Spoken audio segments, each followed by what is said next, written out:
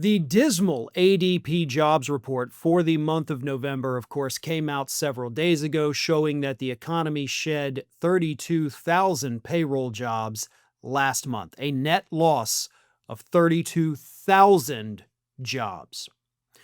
But that ADP report was really just the tip of the iceberg. It was not just saying, as a country, we've lost 32,000 jobs. That was just a snapshot of a small time period.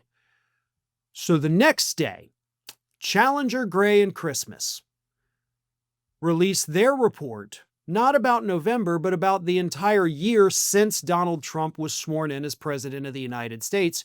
And what they announced was that layoffs in the United States have reached their highest point since the last time Donald Trump was president. So, kind of a trend we're starting to see emerge with Donald Trump, right? Like every time he gets into office, America hemorrhages jobs.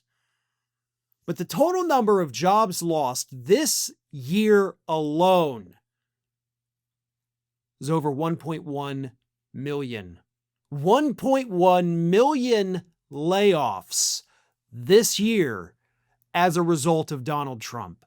1.1 million people, more than that actually, lost their jobs. And of course, Challenger, Gray, and Christmas points out that a lot of this has to do with the tariffs. Because the tariffs are not only causing people to spend less because things are more expensive, which hurts businesses and causes layoff.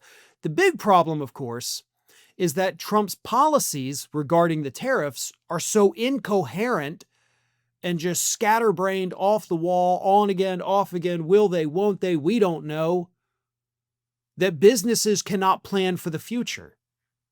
So businesses are left with a choice. We can't invest in our company right now. We can't hire new people because God only knows what Trump's going to wake up tomorrow morning and do with regards to tariffs. If he's in a bad mood, that could send the economy spiraling. So we're not investing. Now, the other side of that is we're also not necessarily contracting, but it's easier to lay people off now so that we can increase our bottom line and then rehire them maybe 6 months down the road if the tariffs go away. Or if they're not available anymore, we'll just hire different people. See, because companies view us as completely expendable. We are expenses to them. We're not assets, we're expenses. Anybody walking around thinking, wow, my company really values me. I'm such a cog in the machine that they can't function without. Everybody is replaceable. Now, maybe that's true, maybe it's not, doesn't matter. Because the company you work for sure as hell thinks everyone is replaceable, and that's why we're seeing these layoffs. They don't necessarily have to happen, but they're doing it almost as like a precautionary measure. We're going to lay you off now because we can always bring somebody else in later, even if it's you again. But if we keep you on for another 6 months and things stay a little rocky, we lose money. So we'd rather lay you off now and bring you back later if we need to, than just keep you on and lose your salary every month. So that's a big part of why this is happening. And again, it's all related to Donald Trump's, schizophrenic economic policies. But these levels of job losses, again, have not been seen since the height of the COVID-19 pandemic in 2020. So Trump was president, America's hemorrhaging jobs, but we also had a global pandemic, okay? We had entire countries that were shut down. Yeah, that's going to happen. Trump's response to it, of course, was abysmal. He made things so much worse. I'm not giving him a pass by any stretch.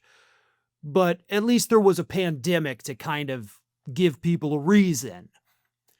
We didn't have a pandemic this year, folks. This is just what Trump does. There's no external forces acting on the labor market right now other than Trump. This is just his brain at work. And this 1.1 million job losses in 11 months is the direct result of what's happening inside of Trump's brain. Thanks for watching, and if you are not already subscribed to the channel, please do so, and do not forget to like and comment and share widely among your friends.